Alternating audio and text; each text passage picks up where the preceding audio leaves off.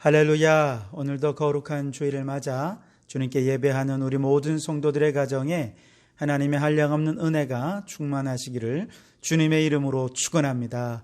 우리 가족들과 함께 서로 축복하며 인사 나누어 주시기 바랍니다. 사랑합니다. 축복합니다. 우리 은혜 받읍시다. 우리 껴안아 주시면서 함께 웃으며 축복해 주시기 바랍니다. 감사합니다. 자, 오늘 이 시간 우리에게 주시는 하나님의 말씀은 누가복음 21장, 오늘은 29절에서 36절까지 말씀입니다. 제가 봉독해 드리겠습니다. 이에 비유로 이르시되 무화과 나무와 모든 나무를 보라. 싹이 나면 너희가 보고 여름이 가까운 줄을 자연히 아나니 이와 같이 너희가 이런 일이 일어나는 것을 보거든 하나님의 나라가 가까이 온 줄을 알라. 내가 진실로 너희에게 말하노니 이 세대가 지나가기 전에 모든 일이 다 이루어지리라. 천지는 없어지겠으나 내 말은 없어지지 아니하리라. 너희는 스스로 조심하라. 그렇지 않으면 방탕함과 술취함과 생활의 염려로 마음이 둔하여지고 뜻밖의 그날이 덫과 같이 너희에게 임하리라. 이 날은 온 지구상에 거하는 모든 사람에게 임하리라. 이러므로 너희는 장차 올 이 모든 일을 능히 피하고 인자 앞에 서도록 항상 기도하며 깨어 있으라 하시니라. 아멘. 오늘도 이 말씀을 통해 우리에게 주시는 하나님의 음성을 듣게 되길 바랍니다. 특별히 오늘 우리에게 주시는 말씀을 통해 나누고자 하는 말씀의 제목은 하나님의 나라가 가까운 줄 알라라고 하는 제목으로 함께 말씀을 나누도록 하겠습니다. 가끔 시를 읽다 보면 시인들이 이 세상을 바라보는 참 놀라운 통찰들을 보면서 정말 대단하다라는 생각들을 하게 되는데요. 그들의 통찰은 마치 정말 내가 전혀 보지 못하는 이 세상의 놀라운 암호들을 해독하는 것처럼 우리에게 탁월한 시각을 제공해주고, 또 그런 통찰은 우리가 이 세상을 바라보는 새로운 관점을 갖게 만들곤 하죠. 그 중에 돌아가신 천상병 시인의 귀천이라고 하는 시의 마지막 귀절을 보면 그는 이렇게 노래합니다. 나 하늘로 돌아가리라. 아름다운 이 세상 소풍 끝내는 날 가서 아름다웠노라고 말하리라. 그는 인생을 아름다운 소풍에 비유하고 있습니다. 그리고 죽음은 귀천, 즉 하늘로 다시 돌아가는 거라 그렇게 바라본 것이죠.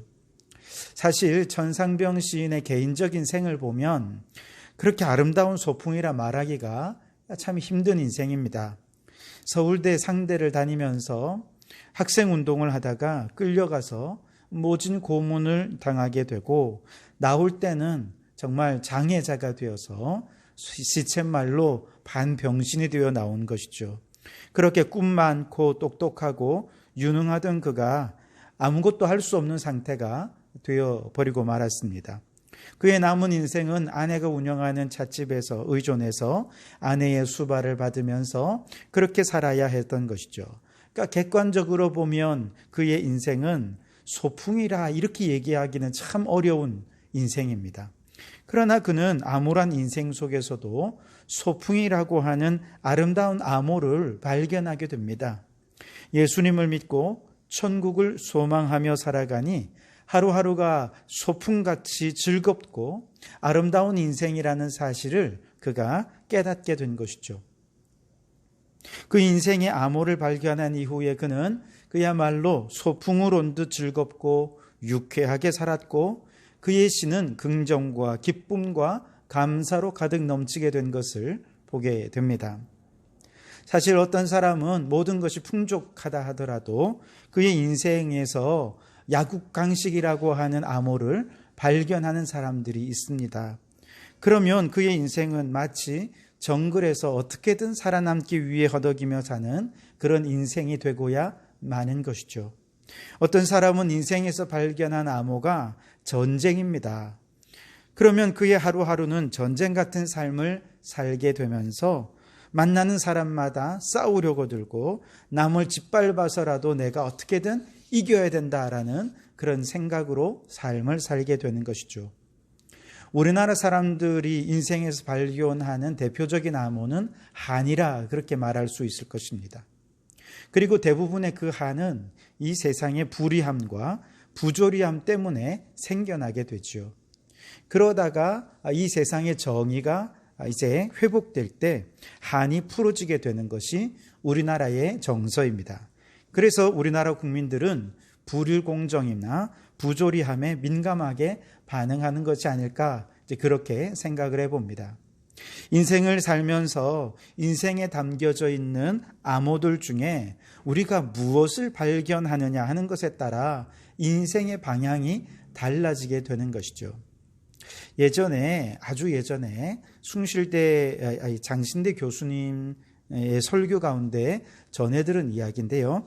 유럽의 교회들은 굉장히 외양이 크고 아름답고 웅장하지 않습니까? 굉장히 화려합니다. 그래서 해마다 많은 관광객이 교회를 찾아와서 그곳에 있는 조각상이라든지 또 십자가상이라든지 예수님이나 혹은 이런 여러 건물들, 문양들 앞에서 사진을 찍죠. 그런데 정작 주일이 되어서 예배 시간이 되면 그 큰 건물 안에 앉아서 예배 드리는 사람은 한 20명, 30명 그 정도밖에 되지 않는다는 거예요. 그나마도 그렇게 예배 드리는 분들은 대부분이 머리가 하얗게 늙은 할머니, 할아버지들밖에 안 계신다는 겁니다. 여러분 한번 생각을 해보십시오. 똑같이 교회를 다녀갑니다. 그런데 대부분의 사람들에게 교회는 그저 화려하고 멋진 외관을 배경 삼아 사진을 찍고 추억을 남기는 관광 코스에 불과하지요.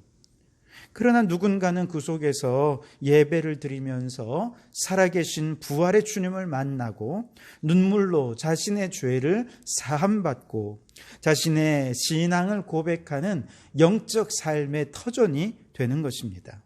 안타까운 것은 점점 교회 안에서 예수님을 만나는 사람들보다 그저 잠시 관광하듯이 혹은 구경꾼처럼 있다가 가는 사람들이 점점 더 많아진다는 현실입니다. 여러분, 교회에 와서 예수님을 만나야 됩니다. 예수님을 경험해야 됩니다. 그렇지 않으면 우리는 그저 관광객에 불과할 것입니다. 이 예배 가운데 우리가 정말 살아계신 주님을 만나고 예수님을 경험하고 구원의 은혜와 감격이라고 하는 이 놀라운 암호를 발견하게 된다면 우리는 예배 속에 진정한 예배자로 설 수 있게 되어질 줄 믿습니다. 이처럼 인생은 하나의 암호 찾기입니다. 그 속에서 복음의 암호를 발견하면 인생은 복된 인생이 됩니다. 하지만 절망의 암호를 발견하고 세속적인 암호를 발견하면 그 인생은 절망적인 인생, 세속적인 인생이 되어버리고 마는 것이죠. 이와 같은 인생의 암호 찾기는 계절의 변화를 자연 속에서 읽어내는 것에 비유할 수 있습니다. 사람들은 겨울이 지나고 봄이 오는 것을 어떻게 압니까? 매화가 꽃을 피우면 사람들은 이제 봄이 오겠구나 생각을 하죠. 그래서 매화를 봄의 전령이라 그렇게 말하지 않습니까? 봄은 매화로부터 시작을 해서 벚꽃으로 깊어지게 됩니다. 자, 봄이 지나고 여름이 가까운 것을 사람들은 어떻게 압니까? 어떤 분들은 수국을 보면 이제 여름이 가까이 왔구나 그렇게 합니다. 혹은 어떤 분들은 능소화나 접시꽃을 보면 여름이 가까웠음을 압니다. 그래서 이 꽃들을 여름의 전령이라 그렇게 이야기를 합니다. 뜨거운 여름 속에서 선선한 바람을 알리는 가을의 전령은 뭐니 해도 귀뚜라미의 울음소리이지요. 가을은 귀뚜라미 소리로 시작되고 단풍으로 짙어지게 됩니다. 그런데 겨울의 전령이란 표현은 잘 없습니다. 아마도 추운 겨울을 기다리는 사람은 그리 많지 않기 때문이 아닐까 생각을 해봅니다. 자연의 무상한 변화는 계절의 변화를 우리에게 알려줍니다. 유대 나라에도 계절의 변화를 알리는 자연의 여러 전령들이 있는데요. 그 중에 하나가 무화과 나무입니다. 무화과 나무는 겨울철이 되면 잎사귀가 다 떨어져서 마치 죽은 나무처럼 됩니다. 그러다가 4월쯤 되면 연한 순을 내고 점점 여름이 깊어지게 되면 우거진 잎으로 그늘을 만들어서 많은 사람들을 시원하게 해 줍니다. 그래서 무화과는 봄과 여름의 전령이라 이렇게 유대 사람들은 이야기를 합니다. 그래서 유대에 사는 사람들은 누구든지 무화과 나무의 가지가 또 무화과 나무의 잎이 연해지고 잎사귀를 내는 것을 보면 여름이 가까이 왔구나라고 알 수 있다는 것이죠. 이처럼 계절의 변화는 농부들에게 있어서 굉장히 중요합니다. 왜냐하면 계절의 변화를 따라서 지금이 씨앗을 뿌릴 때인지 아니면 추수할 때인지 그것을 알고 거기에 맞게 도구들을 또 준비해야 하기 때문에 그렇습니다. 우리는 사실 직접적으로 농사를 짓지 않지만 인생이라는 농사를 짓는 농부들이 아닙니까? 그렇다면 우리는 이 세상에 계절을 보면서 자연을 보면서 계절의 변화를 알듯이 이 세상의 여러 징조들을 보면서 인생에 대한 하나님의 교훈과 인생의 암호를 발견할 수 있어야 한다는 것이죠. 그래서 예수님께서는 무화과 나무의 변화를 보면서 계절의 변화를 아는 것처럼 시대의 변화를, 즉 이 시대의 여러 종말의 사건들, 사고들 이런 것들을 보면서 우리가 반드시 발견해야 할 암호가 하나가 있는데 그것이 바로 하나님의 나라가 가까이 왔다라고 하는 암호라는 것이죠. 오늘 29절에서 31절 말씀이 바로 그거 이야기인데요. 이에 비유로 이르시되 무화과 나무와 모든 나무를 보라. 싹이 나면 너희가 보고 여름이 가까운 줄을 자연히 아나니 이와 같이 너희가 이런 일이 일어나는 것을 보거든 하나님의 나라가 가까이 온 줄을 알라. 그렇게 말씀하십니다. 여기서 이런 일이 일어나는 것, 이것은 앞에서 예수님께서 종말의 여러 징조들에 대해서 말씀하신 내용이 있거든요. 바로 그런 사건들 또 혹은 사고들, 현상들 이런 것들을 보면 하나님의 나라가 가까이 온 줄을 깨달아라. 이 암호를 해독할 수 있어야 된다. 그렇게 말씀하고 계신 겁니다. 제가 어렸을 때 아주 제가 기억으로는 한 7살 정도 되었을 때 꾼 꿈이 아직도 생생하게 기억이 남는데요.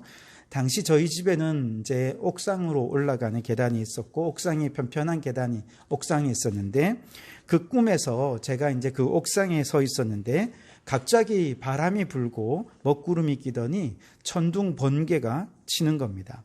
그런데 바로 그 와중에 예수님께서 내게 너무나도 인자한 모습으로 가까이 다가와 주시는 그런 꿈을 꾸었는데요. 얼마나 그 상황이 생생한지 지금도 정말 잊지 못합니다. 그때가 제 인생에서 처음 예수님을 만난, 꿈속에서라도 예수님을 만나게 된 첫 경험이었습니다. 얼마나 가슴이 벅차는지 모릅니다.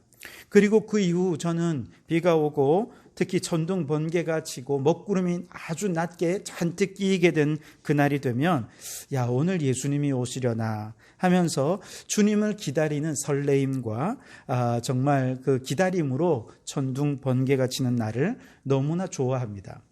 사람들은 비가 오고 천둥 번개가 치면 무서워하고 옷이 젖거나 운전하기가 불편하기 때문에 짜증이 내고 빨리 비가 그쳤으면 좋겠다.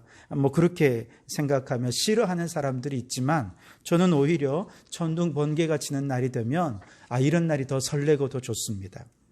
우리 예수님께서는 세상의 여러 말세의 징조들을 보면서 두려워하거나 낙심하지 말고 오히려 그 속에서 하나님의 나라가 가까이 왔다라고 하는 이 영적인 암호를 읽어내고 주님의 재림에 대한 기대감으로 소망을 가지고 설레임으로 주님을 기다리며 살도록 그렇게 말씀하고 있는 것이죠.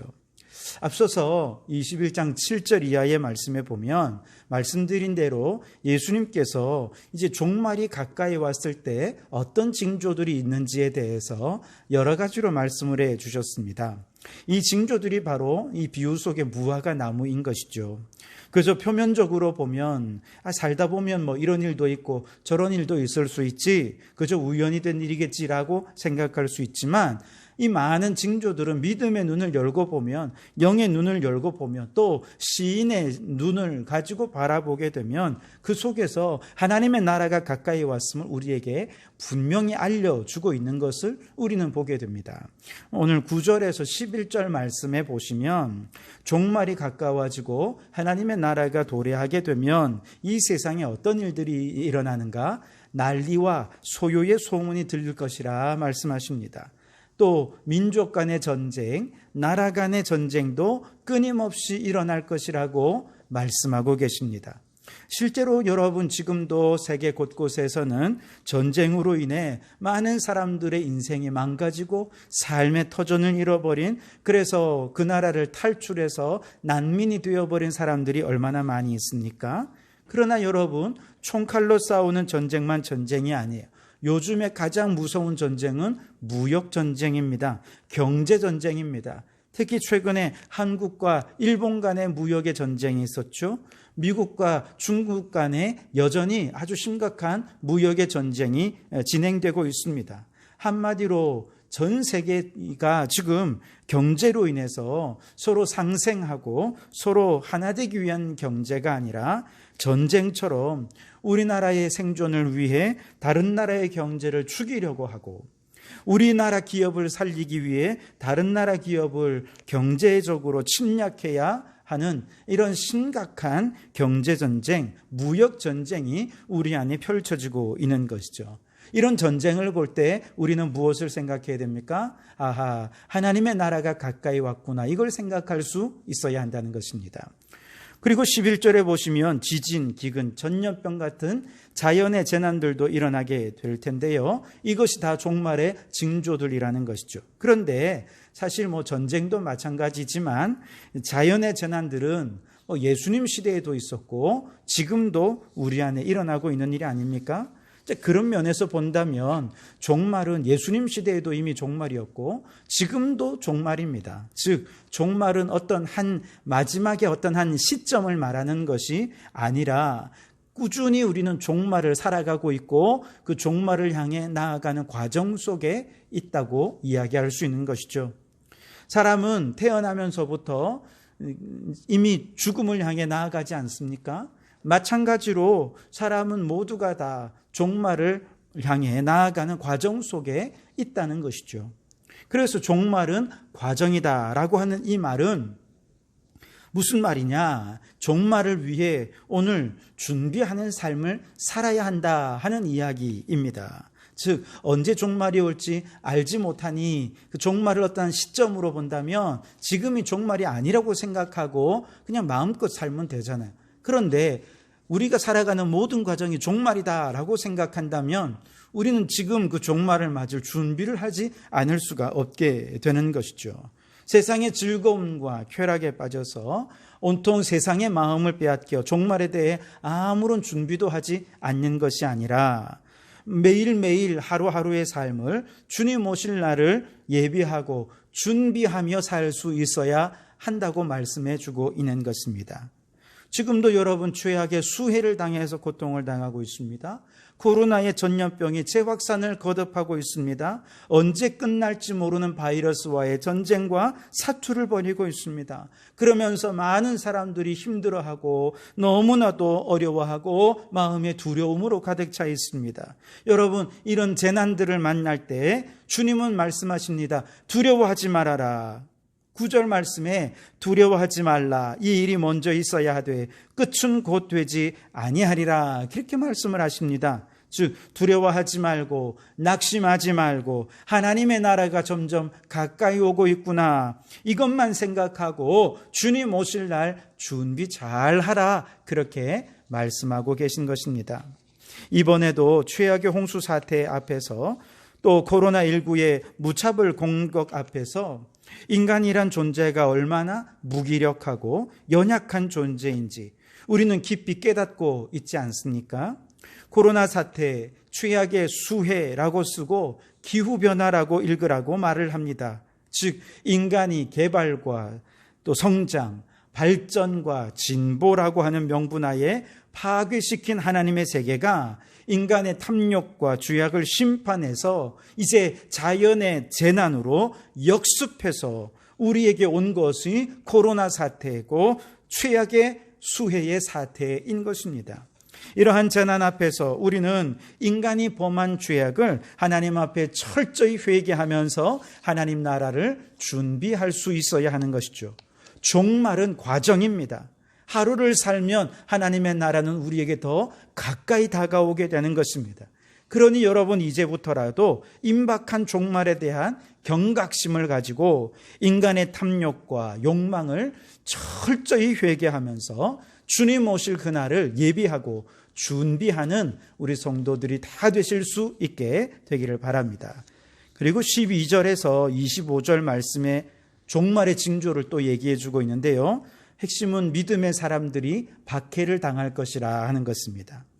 사탄 마귀가 지금도 교회를 둘러싸고 또 우리 성도들을 애워싸고 공격할 틈을 노립니다. 그래서 어떻게든 믿음을 잃어버리게 만들고 믿음에 낙심하게 만들기 위해서 박해를 주고 핍박을 하고 공격을 하는 것이죠. 그런데 이와 같이 박해가 있을 때 어떻게 해야 되느냐? 21절 말씀에 보니까 그때의 유대에 있는 자들은 산으로 도망갈 것이며 그렇게 말씀하십니다. 하나님이 임재하시는 산으로 도망을 가라는 거예요. 즉 내 힘으로 마귀를 맞서 싸우려 하지 말고 그러면 패배할 수밖에 없어요. 그러나 전능하신 하나님을 의지하여서 하나님께 모든 것을 맡기고 하나님의 친히 이 전쟁에 앞서 나가 싸우시도록 하면 우리는 백전백승을 할 수 있을 거라고 말씀하시는 겁니다. 마틴 루터가 작곡한 찬송가 585장 내 주는 강한 성이요 라고 하는 이 찬송의 2절 가사를 보면 이렇습니다. 제 힘만 의지할 때는 패할 수밖에 없으나 힘 있는 장수 나와서 날 대신하여 싸우네. 이 장수 누군가? 주 예수 그리스도 만군의 주로다. 당할 자 누구랴? 반드시 이기리로다. 너무나도 멋진 가사가 아닙니까? 말세의 교회는 세상으로부터 마귀로부터 공격을 받고 박해를 받고 핍박을 받겠으나 그러나 이때에 우리는 산 위의 하나님 전능하신 하나님께로 피해가야 합니다. 우리의 장수 되셔서 나를 대신하여 싸우시는 만군의 주 예수 그리스도만 믿고 의지하며 주님께 모든 것을 내어 맡길 때 주님께서 우리를 대신하여 싸워 주실 것입니다. 만군의 주 되신 예수님께서 우리보다 앞서 나가서 싸워주시면 우리는 반드시 이 거룩한 영적 전쟁에서 승리하게 되어질 줄 믿습니다. 여러분, 지금이야말로 산 위의 하나님을 굳게 붙잡을 때입니다. 종말의 날이 가까우면 가까울수록 우리는 하나님을 더 굳게 믿고 의지해서 주님 오실 날을 맞을 준비하는 성도들이 되실 수 있기를 바랍니다. 그리고 8절 말씀에 보면 많은 사이비 이단들이 일어나서 내가 하나님이다, 내가 재림주다, 내가 진리다 라고 말할 텐데 바로 이런 사이비 이단의 미혹에 빠지지 말도록 주의하여라 그렇게 말씀하십니다. 요즘 신천지나 하나님의 교회나 다락방 같은 많은 이단들이 있죠. 최근에는 기쁜 소식 선교회, 즉 구원파 이단들이 얼마나 전도를 공격적으로 하고 있는지 모릅니다.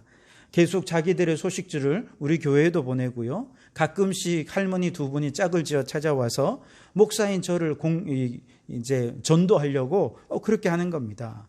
정말 어느 때보다 더 적극적으로 전도를 하는 것 같아요. 그러나 여러분, 저는 이런 이단들의 많은 위협들이 있지만 오늘 이 시대 가운데 가장 최대의 이단 집단은 저는 북한이 아닐까 그렇게 생각을 합니다.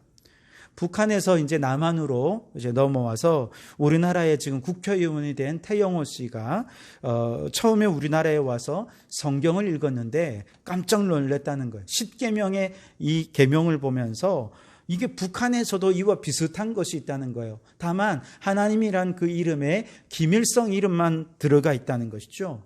그래서 이것을 읽으면서 너무 내용이 비슷해서 깜짝 놀랐다는 것입니다. 그 정도로 북한은 지금 3천만의 인구 모두가 다 김일성 종교의 이단 사이비 집단이라 해도 과언이 아닐 것입니다.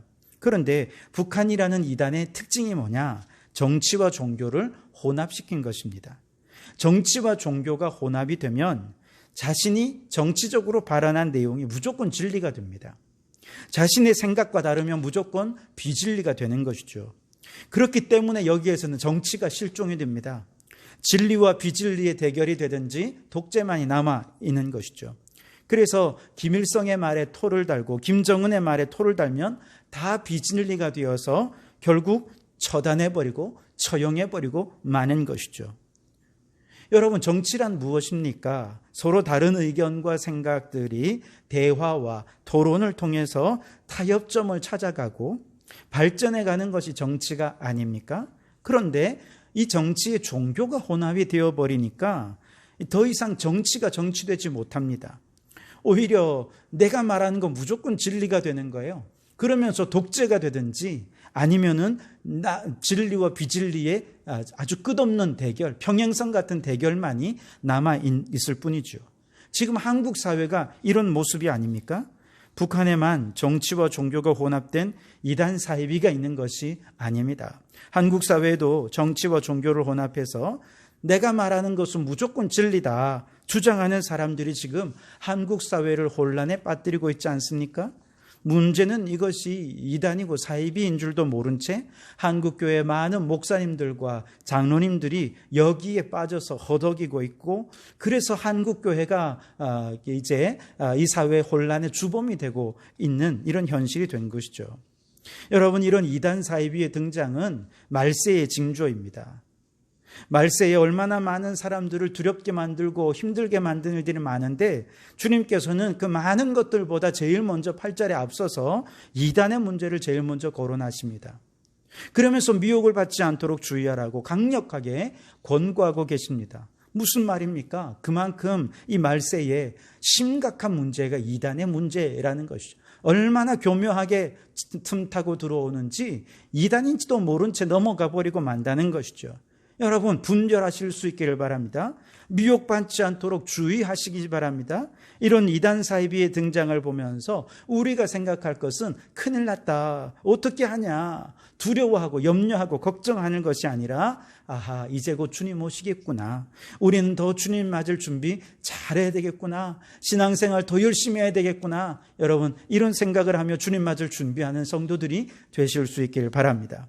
오늘 31절에 이와 같이 너희가 이런 일이 일어나는 것을 보거든 하나님의 나라가 가까이 온 줄 알아라, 그렇게 말씀하시면서 36절에 이러므로 너희는 장차 올 이 모든 일을 능히 피하고 인자 앞에 서도록 항상 기도하며 깨어 있으라 하시니라. 아멘. 기도하며 깨어 있으라는 것입니다. 이것이 주님 맞을 준비하는 성도들의 모습이라는 것이죠. 여러분, 기도에 깨어있는 사람들은요, 남 탓하지 않습니다. 그래서 날씨가 변덕이 심하면 날씨가 왜 이래? 날씨 탓하지 않습니다. 아이고, 저 사람 또 저 집단이 문제야, 그러면서 누구 다른 사람이나 집단을 탓하지 않습니다. 기도의 사람들은 위기 앞에 있을 때 누군가를 탓하기보다는 오히려 문제를 해결하기 위해 힘을 씁니다. 위기 앞에서 두려움에 떨고 있는 사람들의 위로자가 됩니다. 기도하에 깨어있는 사람들은 책임 공방하며 남 탓하고 싸우고 갈등하는 사람들 한복판에 들어가서 갈등을 조정하고 화해와 협력을 하도록 이끌어내는 자가 되는 것입니다. 기도에 깨어있는 사람들은 이 모든 말세의 징조가 인간의 탐욕과 욕망 때문에 생겨난 일임을 깨닫고 날마다 이 나라를 바라보면서 인간의 죄악들을 주님 앞에 철저히 회개하면서 겸손히 주님만 섬기는 사람들이 되는 것이죠. 여러분, 주님께서 예고하신 말세의 징조들은 이미 차고도 넘칩니다. 시인의 마음을 가지고 영의 눈을 열어서 수많은 시대의 사건들을 보면서 우리가 발견해야 할 암호, 그것은 바로 하나님의 나라가 이미 가까이 왔다라고 하는 것입니다. 여러분, 이것을 잘 해독해낼 수 있길 바랍니다. 그리고 임박한 하나님 나라를 위하여 우리가 어떻게 살아야 할지 그 주님 오실 날을 예비하고 준비하며 깨어 기도하는 삶, 날마다 산으로 피하여서 모든 삶을 하나님께 의지하는 삶을 살면서 우리가 말세가 되면 될수록 더더욱 신앙생활 열심히 하고 하나님 잘 섬기며 살다가 주님 오실 때 기쁨으로 주님을 맞이하는 우리 성도들이 다 되실 수 있게 되기를 주님의 이름으로 축원합니다.